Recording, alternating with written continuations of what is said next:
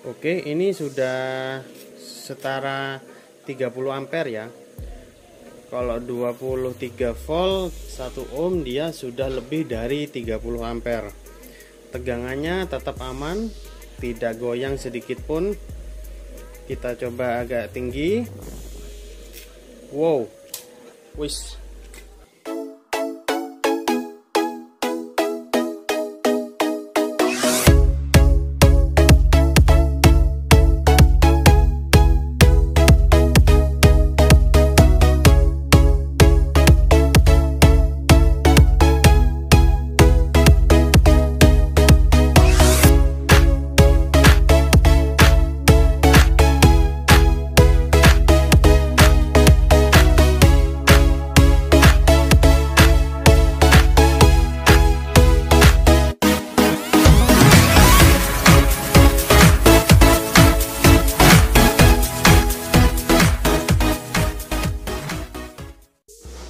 Oke kawan, assalamualaikum warahmatullahi wabarakatuh.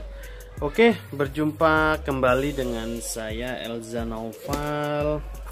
Oke kawan, jadi kita lanjut pengerjaan power supply yang dikirimkan oleh Bapak Hendra dari Kalimantan Selatan. Oke, jadi sudah ada beberapa power supply yang sudah selesai dan kita kirim balik. Dan ini kali ini kita akan bahas untuk power supply ZXD 2400. Oke, ini power supply ZTE ZXD 2400 yang mana power supply ini belum pernah kita bahas kawan. Jadi sebelumnya itu kita hanya pernah bahas untuk power supply yang ZXD 1500. Oke, jadi kali ini untuk pertama kalinya kita mengerjakan ZXD 2400. Oke, ini ada kipasnya depan belakang.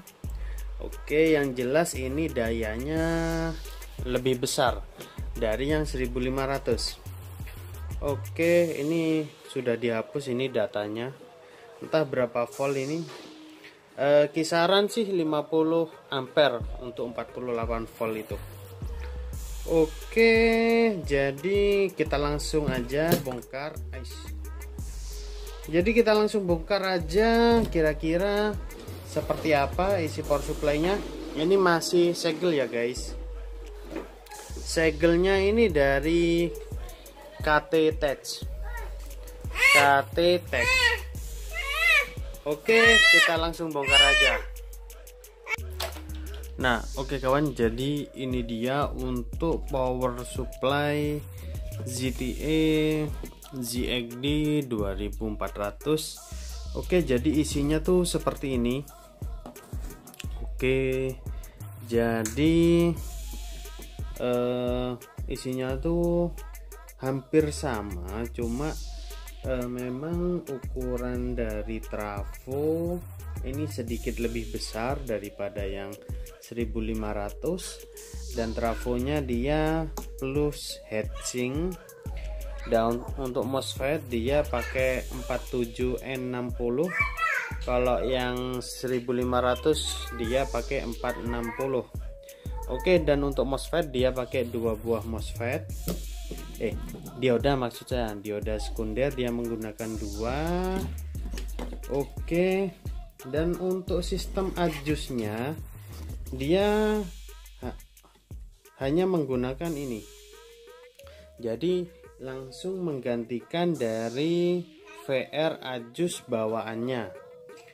Oke, jadi sangat tidak bagus untuk sistemnya.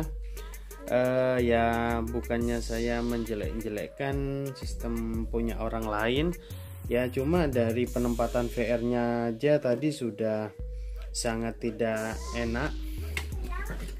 Oke, dan ini untuk PFC-nya dia menggunakan 2 buah MOSFET 47N60 C3, ada 2 buah MOSFET dan 1 buah dioda 30 ampere 600 volt. Oke, mantap ini untuk diodanya. Oke, jadi ini akan saya coba dulu nyalakan. Kira-kira kerusakan power supply-nya ini seperti apa? Oke. Baik, jadi nanti akan saya siapkan dulu untuk bolam safety dan lain sebagainya. Baru nanti kita coba nyalakan. Oke.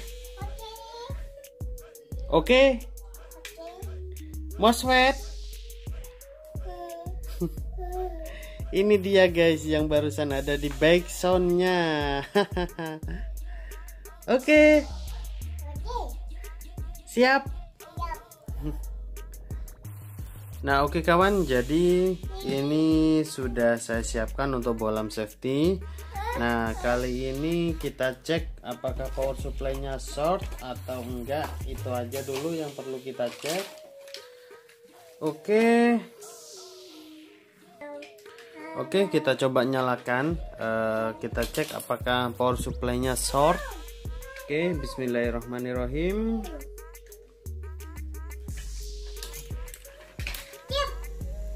Oke, ternyata power supply-nya tidak short dan sudah ada gejala PFC mau bekerja dengan lampu ini nyala berdenyut. Oke, kalau pengalaman dari power supply yang sebelumnya yang dikirimkan oleh Pak Saputra dari Kalimantan Selatan itu, kebanyakan sih power supply-nya itu arusnya turun. Nah, kemungkinan ini nyalanya normal, cuma kalau di beban dia drop. Oke, jadi akan saya persiapkan dulu untuk tes beban dan cek tegangannya. Apakah memang benar kalau di beban dia akan drop. Oke. Nah, oke, ini akan kita coba cek. Tuh, kok mati rek.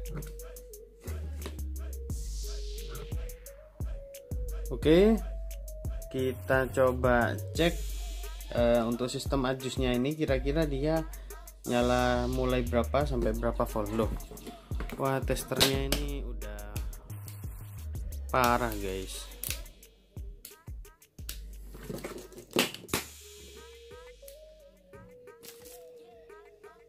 Oke kawan, baik, kita coba untuk fungsi dari sistem adjustnya. Oke, ini akan saya nyalakan. Bismillahirrahmanirrahim. Oke, power supply sudah mulai nyala. Oke, ini masih lampu protek.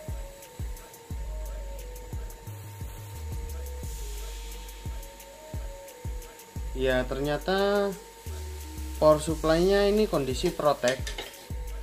Oke, jadi ini lampu proteknya nyala. Lampu protek nyala, jadi tegangan tidak keluar sama sekali. Oke, baik. Kita coba cek untuk tegangan PFC. Oke.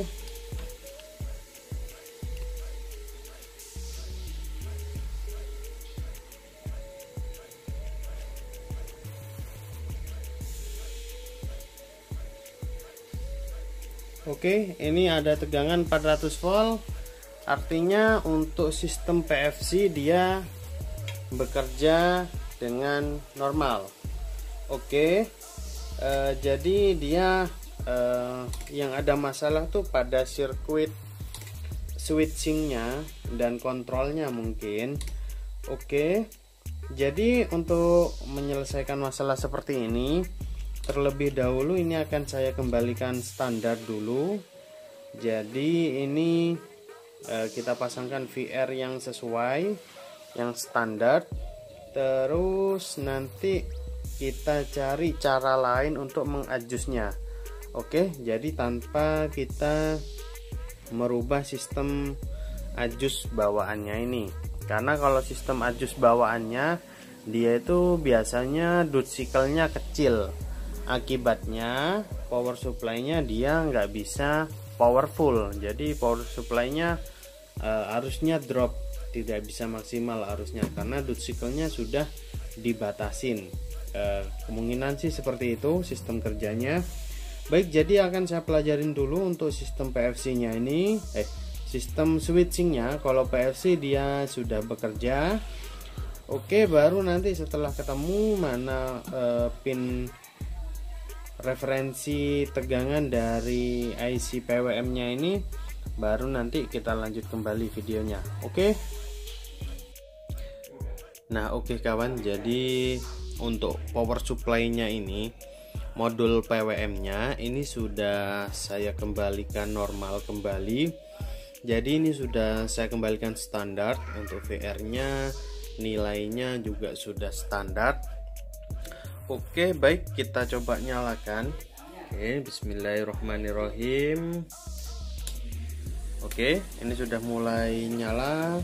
Ini lampu merah masih nyala. Nah, ini tegangan sudah keluar, artinya power supply sudah nyala normal kembali. Jadi setelah kita kembalikan standar dan ada bagian yang sangat kotor, korosif di bagian sini tadi sudah saya bersihkan juga. Akhirnya ini power supply sudah mau nyala normal kembali. Jadi saat ini tinggal kita lakukan modifikasi untuk sistem adjustnya.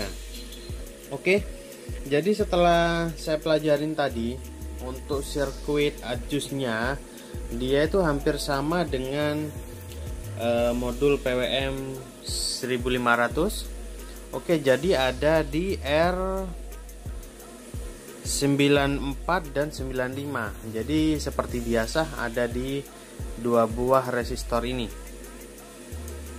Oke, kok dia cetak-cetek? Oke, ternyata nggak ada masalah, cuma dia seperti ada relay yang cetak-cetik, relay yang dua ini. Oke, jadi kembali lagi untuk adjustnya, kita tinggal buka dua buah resistor ini seperti biasa. Jadi ini nanti akan saya ganti VR di sini. Jadi bisa di set untuk tegangannya mulai dari 0 sampai mentok di 50 volt biasanya. Dan di antara VR ini nanti kita kasih potentiometer, dan nanti potentiometernya kita tempatkan serapi mungkin lah di power supply ini. Oke, jadi teknisnya seperti itu. Untuk saat ini yang penting power supply-nya sudah bisa nyala normal kembali. Oke, baik kawan, jadi ini akan saya lakukan modifikasi dulu untuk tegangannya. Baru nanti setelah kita modifikasi untuk tegangannya, baru nanti kita coba tes beban. Kira-kira nanti sudah bisa kejam atau apa enggak arusnya. Harusnya sih bisa 2 kali lipat dari ZXD 1500. Oke, baik, kita break dulu. Nanti kita lanjut kembali videonya setelah power supply-nya ini kita adjust. Oke, kita sambil ini ada sandingannya guys.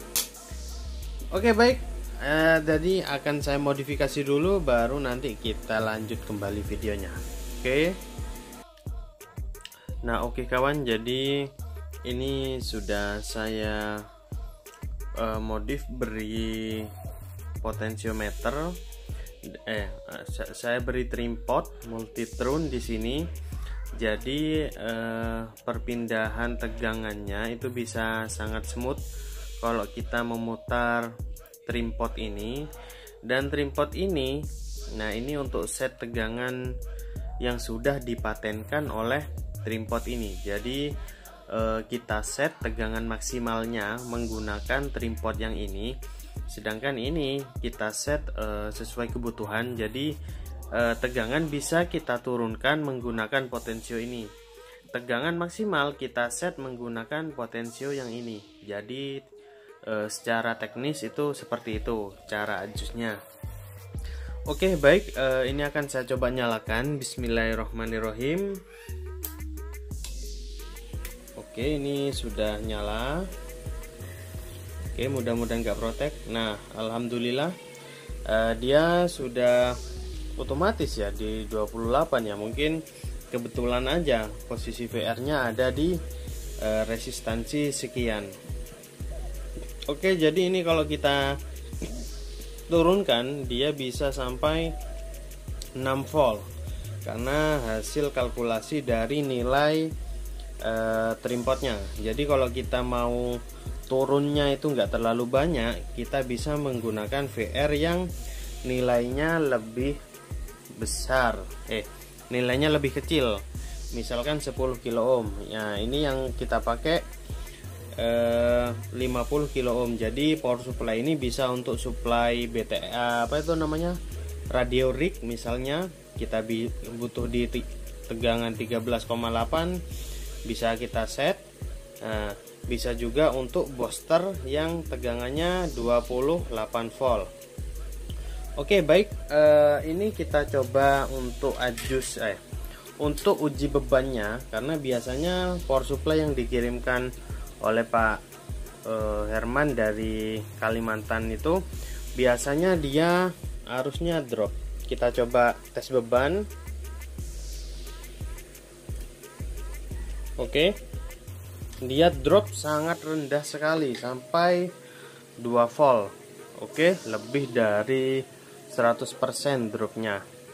Baik, akan saya pelajarin dulu untuk sistem regulasi arus. Biasanya tuh ada di bagian sini.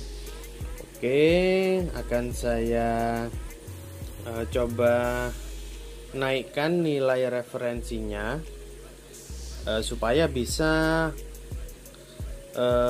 sensitivitas dari pengukuran arusnya dia menurun. Akhirnya dia tidak mudah ngelimit tegangannya.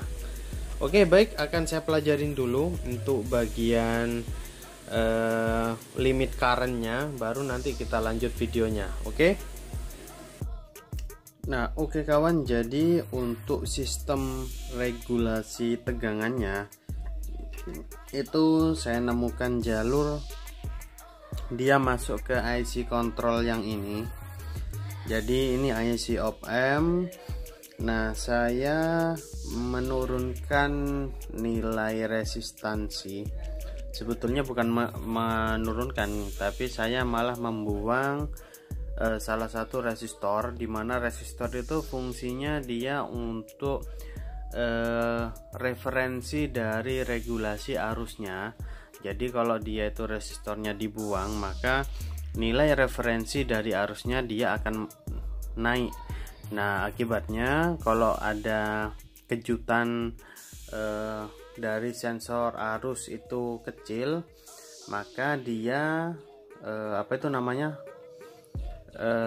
op-amp-nya belum merespon. Kecuali kalau kejutannya sudah memang benar-benar besar, maka power supply-nya akan protek. Jadi teknisnya seperti itu.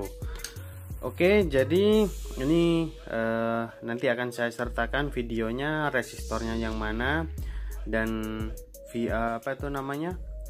cara pengajusannya itu bagaimana. Oke, jadi saat ini kita coba nyalakan. Oke, bismillahirrahmanirrahim. Oke,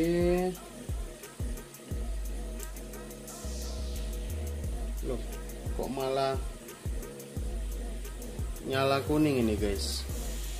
Oke, lampu oranye nyala, kira-kira kenapa ini? Oke, mungkin ada kabel yang lepas ini sepertinya. Oke, akan saya cek dulu.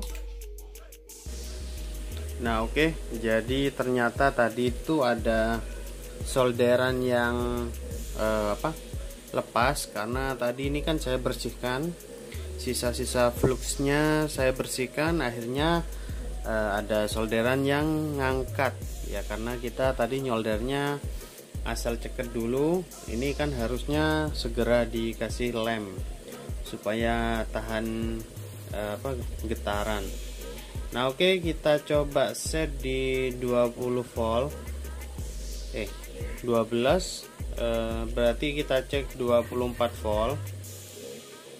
Oke, 24 volt. Nah ini R beban saya ini nilainya 1 ohm. Oke, dia menggunakan kawat. Ini resistansi 1 ohm. Kita coba beban. Oke. Loh, kok hilang guys? Oh, dia protek lagi. Wah, ada yang nggak beres ini. Oke, akan saya telusurin dulu. Nah oke kawan, jadi ini sudah sedikit ketemu untuk bagian regulasi arus. Nah oke, ternyata ini sembuh ketika dioda ini saya buka. Oke, karena ada beberapa di board 1500 dia itu diodanya nggak ada. Oke, jadi saya coba-coba aja tanpa menghiraukan dataset dan lain sebagainya. Ini tentunya sebuah keputusan yang agak ngawur karena saya juga lagi males mau neliti jalurnya, jadi saya coba-coba aja lah, kok ternyata berhasil. Cuma masalahnya di sini lampu CL dia nyala, cuma nggak masalah, semua fungsi masih berjalan. Oke, kita coba praktekkan. Oke, ini kita nyalakan. Oke, ini lampu CL dia nyala, tapi aman, artinya tegangan dia keluar dan fungsi adjust tetap berfungsi ini.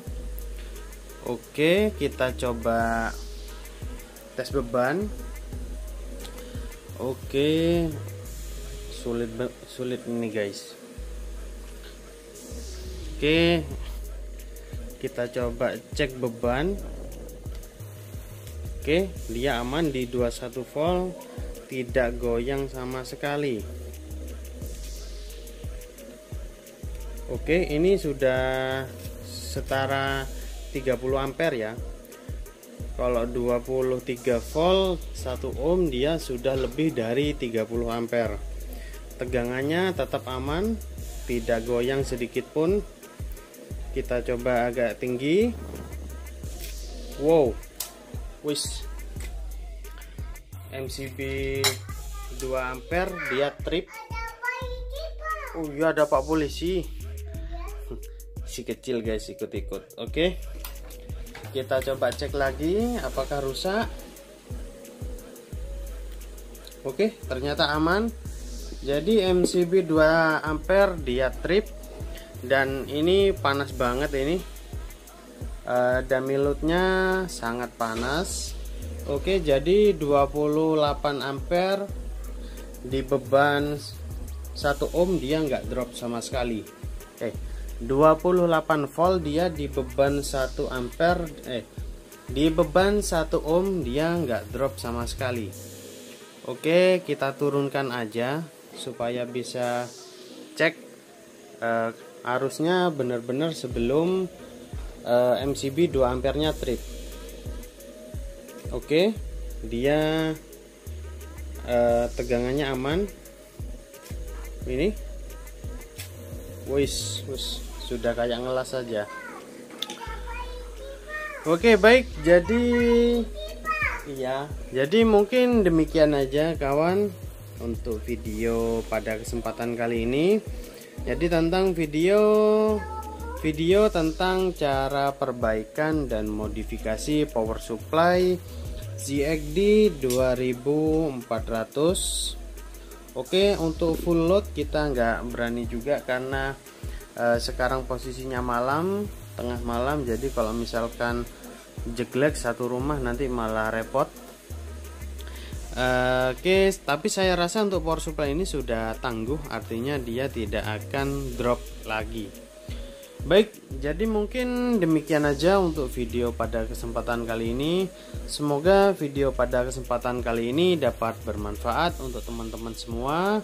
Mohon maaf jika selama penayangan video ini ada salah kata dari saya. Saya akhiri, wassalamualaikum warahmatullahi wabarakatuh. Mantap. Ya apa, Cah? Cah. Mantap. Ya apa? Ya apa? Goreng-goreng.